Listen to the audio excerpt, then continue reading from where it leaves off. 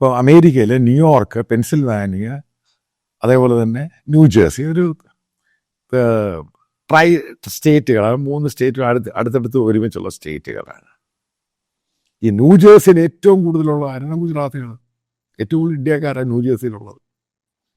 അപ്പോൾ ഇന്ത്യക്കാരൻ്റെ ഇടയ്ക്ക് തന്നെ അതിനകത്ത് ഏറ്റവും കൂടുതലുള്ള ഗുജറാത്തികൾ, പെൻസിൽവാനിയയിൽ ഇന്ത്യക്കാരിൽ ഏറ്റവും കൂടുതലുള്ള ഗുജറാത്തികൾ, ഹിന്ദുക്കൾ, ഇന്ത്യൻ ഹിന്ദുക്കൾ, പ്രത്യേകിച്ച് ഗുജറാത്തികൾ, അതേപോലെ തന്നെ ന്യൂയോർക്കിൽ.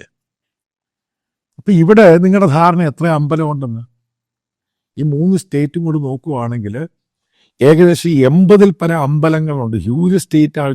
ന്യൂയോർക്ക് വലിയ സ്റ്റേറ്റാണ്, മറ്റേ ചെറിയ സ്റ്റേറ്റുകളാണ്. പക്ഷേ ഇവിടെയൊക്കെ ഇന്ത്യൻ ഹിന്ദുക്കളുടെ പ്രസൻസ് ഉണ്ട്. അപ്പോൾ അവിടെ അവരുടെ ഇന്ത്യക്കാരവിടെ അമ്പലങ്ങളിൽ പോകുന്നു, പ്രാർത്ഥിക്കുന്നു, അവരുടെ കാര്യങ്ങൾ ചെയ്യുന്നു, പൂജ ചെയ്യുന്നു. അവിടെ അമേരിക്കൻസിൻ്റെ അക്സെപ്റ്റൻസ് ആണ്.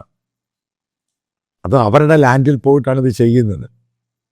അമേരിക്കക്കാരൻ ഇവിടെ ലാൻഡിൽ വന്നിട്ട് അതല്ല ചെയ്യുന്നത്. ഇവിടുന്ന് അവിടെ പോയിട്ട് അവിടെ ജോലി ചെയ്യുന്നു, ബിസിനസ് ചെയ്യുന്നു, മറ്റുള്ള പരിപാടികൾ ചെയ്യുന്നു.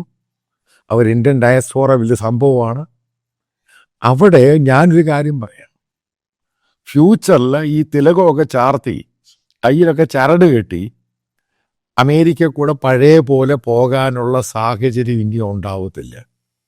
ഈ അമേരിക്കൻസ് എന്ന് പറയുന്നത് നിങ്ങൾ ഉദ്ദേശിക്കുന്നത് യൂറോപ്യൻസിനെ പോലെ അല്ല അമേരിക്കൻസ്. ഞാൻ കാര്യം കൃത്യമായിട്ട് പറയാം, കാരണം അവരെ സ്റ്റഡി ചെയ്തൊരാളാണ്. അമേരിക്ക എന്ന് പറഞ്ഞ ഒരു സെക്യുലർ രാജ്യമാണെങ്കിലും അതിൻ്റെ പ്രധാനപ്പെട്ട ഒരു ഘടകമുണ്ട്. ക്രിസ്ത്യൻ ഫൗണ്ടേഷനിലുണ്ടായ രാജ്യമാണ് അമേരിക്ക.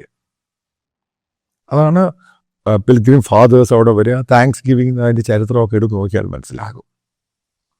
അത് ഒരു ക്രിസ്ത്യൻ ഫൗണ്ടേഷനിൽ ഉള്ള രാജ്യത്ത് റിപ്പബ്ലിക്കൻ പാർട്ടി എന്ന് പറയുന്നത്, മനസ്സിലാക്കുക, ഹാർഡ് കോർ ക്രിസ്ത്യൻസ് ആണ്. ചെറിയ ക്രിസ്ത്യൻസ് അല്ല, ഹാർഡ് കോർ. എന്താണ് ഈ ഹാർഡ് കോർ ക്രിസ്ത്യൻസ് എന്ന് പറയുന്നത്? അതിൻ്റെ വ്യത്യാസമുണ്ട്.